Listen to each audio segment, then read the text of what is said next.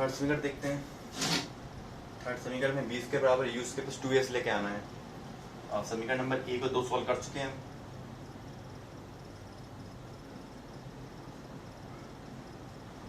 समीकरण नंबर 1, गत समीकरण नंबर 1, v बराबर है हमारे पास u प्लस ए टी। और समीकरण 2 में देखो, समीकरण नंबर 3 में हमें टी नहीं दिख रहा, यानी कि यहाँ से स्मॉल टी का मान ज्ञात करना है कैसे भी। तो यहाँ पे अगर टी का मान निकाल लें, यहाँ पे क्या मिलेगा हमें, ए टी बराबर मिलेगा v माइनस के u। तो टी बराबर हो जाएगा v माइनस के u अपॉन ए। टी का मान निकाल दिया समीकरण 1 से। अब टी का मान समीकरण नंबर 1 से निकाल दिया और गत का दूसरा समीकरण सिद्ध कर चुके हैं। गत का सेकंड समीकरण क्या था, s बराबर U T plus 1/2 A T square. जब आप लोग गत के पहले और दूसरे समीकरण सॉल्व कर चुके हैं तो उसकी सहायता से हम तीसरा समीकरण निकाल सकते हैं। तो s की s, u की u, u और t के बीच में मल्टीप्लाई का साइन है।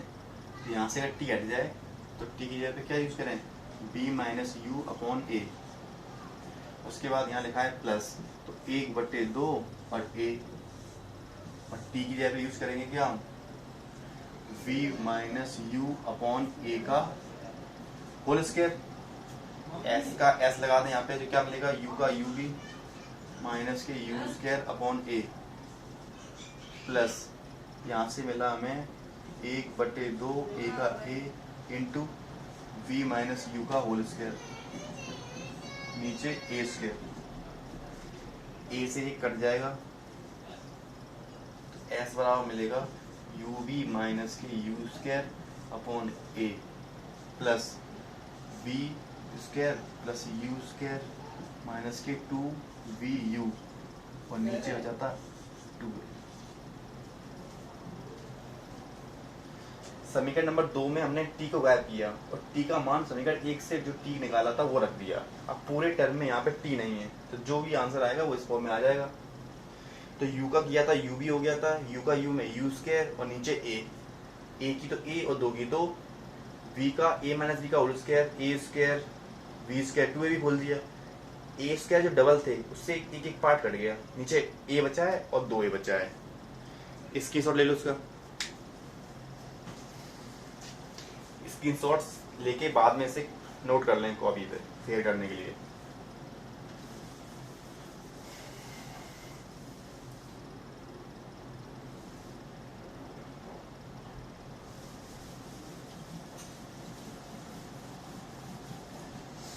ए का 2a का एलसीएम कितना आएगा, ए का 2a का एलसीएम s की s, ए का 2a का एलसीएम आएगा 2a। जब आप लोग 2a एलसीएम लेंगे तो यहाँ पे क्या है, a का भाग लगेगा 2 बचेंगे, तो 2 का 2u भी माइनस 2 का u में 2 स्क्वायर प्लस b का v square plus u square minus k 2vu। s बराबर 2a का और a का लासा जो 2a आया था तो उसमें हम a का जब भाग लगाया था 2 मिले थे, फ्रैक्शन करते हैं फ्रैक्शन तो 2 का गुणा होगा इसमें और इस वाले टर्म को वैसा सुधारेंगे। ये प्लस के साइन है यहाँ पे, ये इससे क्या हो जाएगा कैंसिल। s बराबर मिलेगा हमें v स्क्वायर, 2u स्क्वायर में से एक u स्क्वायर बचेगा तो माइनस का u स्क्वायर बचेगा, नीचे 2a। यहाँ पे बंद करें तो क्रॉस मल्टीप्लाई में मिलेगा हमें v स्क्वायर बराबर u square, v square minus के u स्क्वायर बराबर क्रॉस मल्टीप्लाई में 2as, तो v स्क्वायर बराबर u स्क्वायर प्लस के 2as। तीसरा एप्लीकेशन हो गया।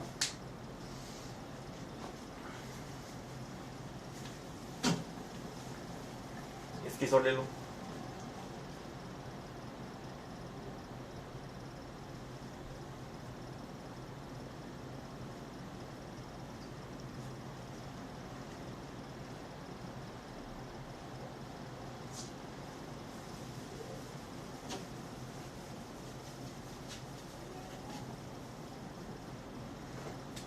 नेक्स्ट देखते हैं ग्राफिकल विधि से।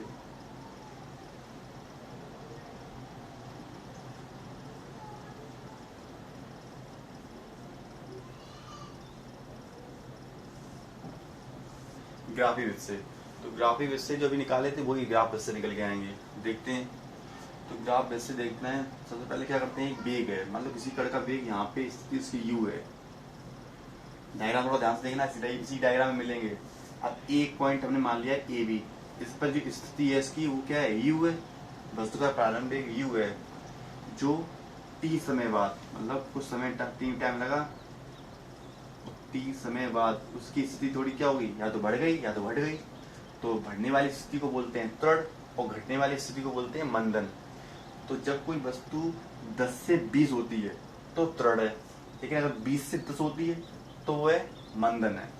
तो मंदन की स्थिति इस पोजीशन में हो जाएगी, लेकिन हमें त्वरण की स्थिति करना है। तो यहाँ पे क्या है, मान लो त्वरण की स्थिति इतनी बड़ी हो गई, यू वेग था, उसका वेग कितना हो गया, वी हो गया मान लो।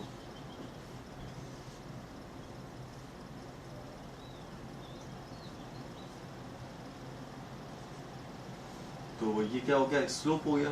स्लोप मतलब एक ढलान बन गया, स्लोप ढाल या फिर ढलान। ये जो टाइम लगेगा यहाँ पे कितना हो जाएगा, टी, स्मॉल टी टाइम। तो देखना है कि यहाँ से यहाँ तक का समय जो टी है, यू ये वेग है, इन दोनों के बीच में जो डिफरेंस आ रहा है, मतलब एक तो ये मिल रहा है हमें और एक मिल रहा है पूरा, मान लो एक आपका ये गैप है यू वेग से और एक मार्कर है वी वेग से, इन दोनों का जो अंतर आएगा टी टाइम के बाद उसे क्या बोलते हैं हम, त्वरण।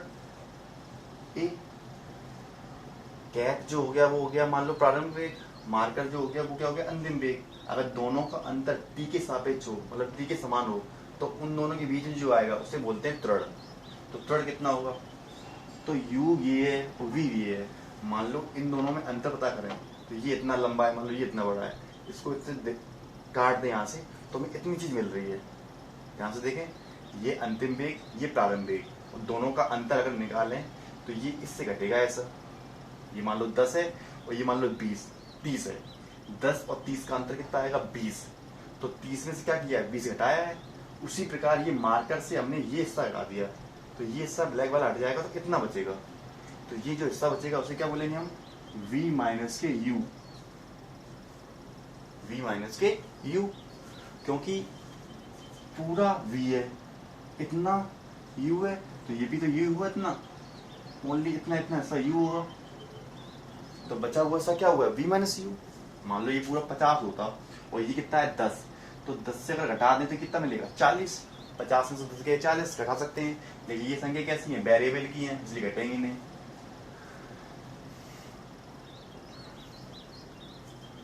तो ये नाम दे देने कोई हमसे, ए बी सी डी, ये कोई ई हो गया। थोड़ी लैंग्वेज लिखनी पड़ेगी, यहाँ लिख लेंगे, माना ए बी पर वस्तु की प्रारंभिक स्थिति है,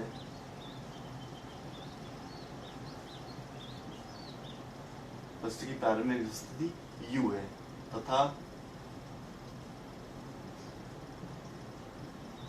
अंतिम स्थिति सी डी v है, तब स्लोप क्या हो जाएगा, BC। तब ये BC का मान चित्र में जो ढलान आएगी, ढलान स्लोप, वो बराबर हो जाएगा किसके, EC यानी कि अंतर EC के अपॉन BE के। स्लोप को क्या बोलेंगे, A ढलान, एक्सीलरेशन त्वरण, और EC की वैल्यू कितनी है, v माइनस यू। नीचे B का मान, ये T है तो ये भी T तो होगा इतना, क्रॉस करें, v माइनस के u बराबर मिलेगा AT, v बराबर u प्लस के AT, ये आ गया।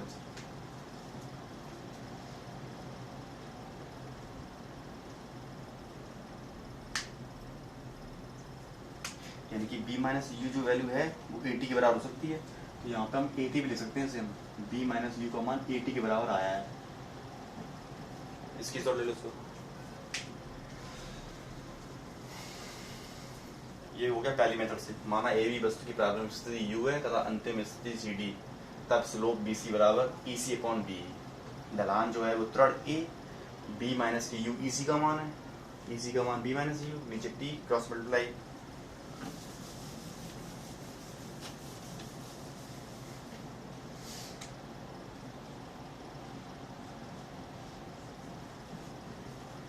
सेकंड समीकरण को सॉल्व करते हैं।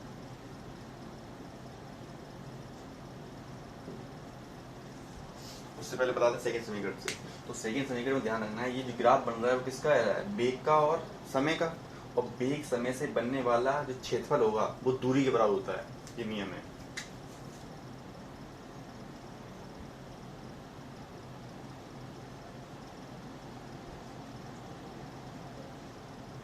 वेग समय से बनने वाला ग्राफ, वेग समय से बनने वाली आकृति, बनने वाली आकृति का क्षेत्रफल,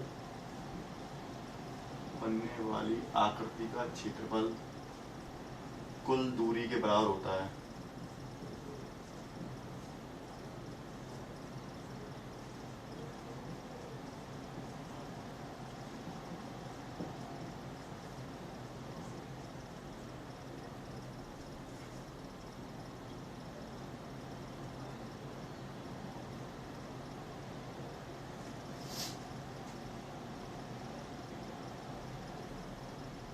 तो इस आकृति में हमें क्या दिख रहा है, तो इस आकृति में दिख रहे हैं दो क्षेत्रफल, एक तो हमें दिख रहा है आयत और एक क्या दिख रहा है, त्रिभुज। तो आयत प्लस त्रिभुज, आकृति का क्षेत्रफल बराबर आकृति का संपूर्ण आकृति का, संपूर्ण आकृति का क्षेत्रफल बराबर, यहाँ पे दो लोग हैं, एक तो आयत का क्षेत्रफल, आयत का क्षेत्रफल प्लस त्रिभुज का क्षेत्रफल, त्रिभुज का क्षेत्रफल। ठीक है। अब आयत का क्षेत्रफल हम किसके बराबर कर रहे हैं, कुल दूरी के। तो दूरी को क्या बोलते हैं हम, एस। जो क्षेत्रफल है वो दूरी के बराबर हो रहा है, ये फॉर्मूला लगाना है वाला इससे। तो आयत का क्षेत्रफल में क्या होता है, लंबाई गुणे चौड़ाई। तो लंबाई गुणे चौड़ाई और प्लस 1/2 लंब गुणे आधार। इस पूरे डायग्राम में दो चीज दिख रही हैं, एक तो आयत और प्लस एक त्रिभुज। तो एस बराबर हो रहा है, लंबाई है टी, चौड़ाई जो है वो क्या है यू, ये भी यू, तो यू हो गया प्लस 1/2 लंब, लंब में क्या दिख रहा है बी माइनस यू या फिर ए टी। तो हम ए टी यूज करेंगे क्योंकि समीकरण में क्या लाना है, गति का समीकरण होता है सेकंड वाला U T plus 1/2 A T square, और ए टी स्क्वायर में हमें ए टी चाहिए। ए टी मिला, आधार क्या है यहाँ देखो, इसका आधार मिल रहा है टी, एस बराबर मिल रहा है पूरा U T plus 1/2 A T square. ये सेकंड समीकरण का सॉल्यूशन हो गया।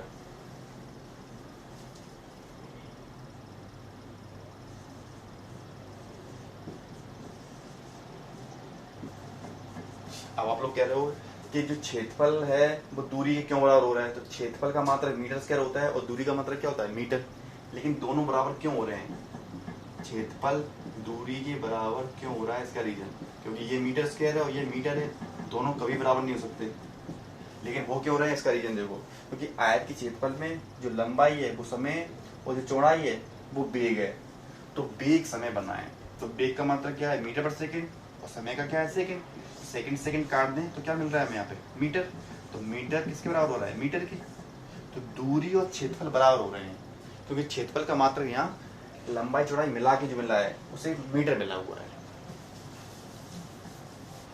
इसकी सॉल्व ले लो। तो ध्यान रखना है, वेग समय से बनने वाली आकृति का क्षेत्रफल कुल दूरी के बराबर होता है, क्योंकि वेग और समय का गुणा करेंगे तो मीटर बटे सेकंड इंटू सेकंड कट जाएगा तो मीटर मिलेगा, और मीटर जो है वो दूरी के बराबर होता है मात्रक।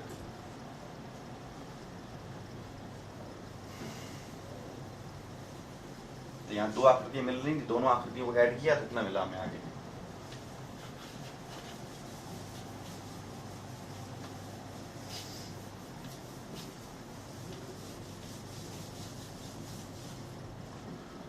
थर्ड समीकरण देखते हैं। थर्ड समीकरण है वी स्क्वायर बराबर यू स्क्वायर प्लस के 2as। वही लगाएंगे, वेग समय से बनने वाली आकृति का क्षेत्रफल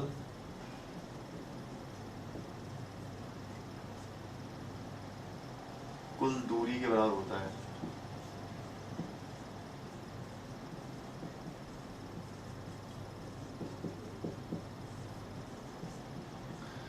अब ये पूरा डायग्राम जो दिख रहा है वो क्या है, क्या बना रहा है?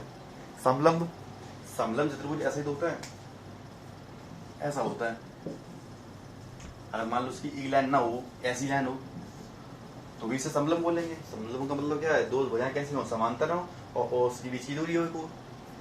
तो अगर ये डायग्राम पूरा कर दे रहे हैं तब भी समलंब है, इतना कर दे रहे हैं तब भी समलंब है।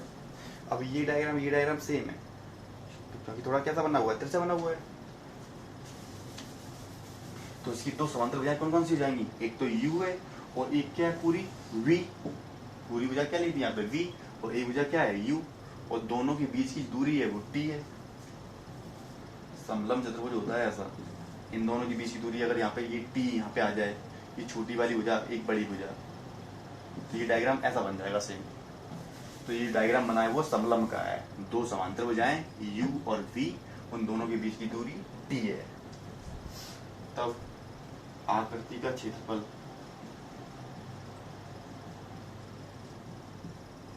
जो बना रहा है वो क्या चीज बन रहा है? समलंब चतुर्भुज का क्षेत्रफल।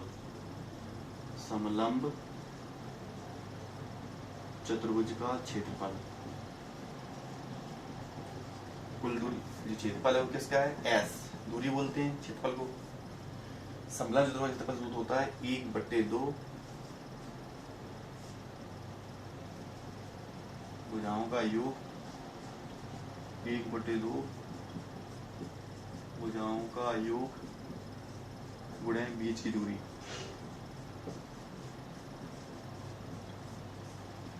s की s 1/2 गुणे भुजाओं का योग u प्लस b या फिर b प्लस u,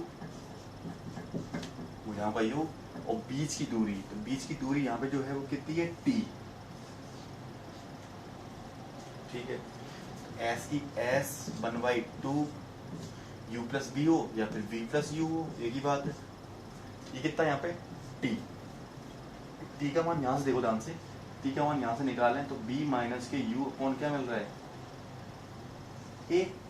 क्योंकि गति के थर्ड समीकरण में t नहीं है, तो t को हटाने के लिए आप लोग यहाँ से t का मान अगर निकालें तो b minus u upon a आएगा। तो t हटा दिया, b माइनस u आया और नीचे a।